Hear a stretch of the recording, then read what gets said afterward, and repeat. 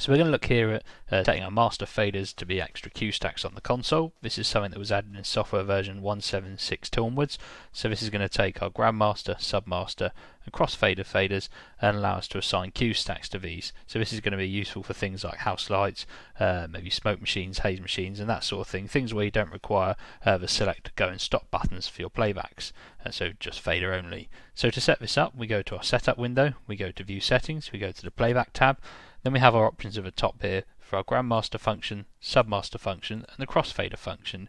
You'll find for all three of these now, if I double click on the options, you've got an option there to set your Grandmaster to be Cue stack number 1, your Submaster to be Cue stack number 2 and your Crossfader to be Cue stack number 3. So this will always map these to then Cue stack numbers 1, 2 and 3. How do we map onto these buttons then? We open up our stack store window. So we can see all our different Cue stacks, and at the moment you can see I've got Cue stack 1, 2 and 3 used for various different playbacks. So you can see Cue stack 1 at the moment is used on playback page 1, playback 6, which is the spot circle here.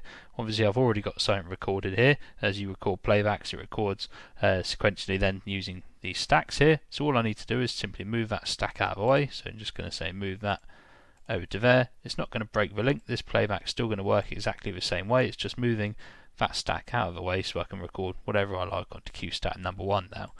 So we'll do the same for Cue stack numbers 2 and 3 as well. So 1 being our Grandmaster, 2 being the Submaster, and 3 being the Crossfader.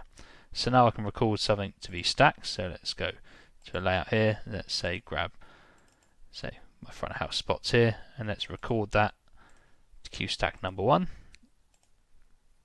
Then if I grab my bars in red there, and let's go and record that to Cue stack number 2. And then let's grab, say, the pars in blue and record that to be Cue stack number 3.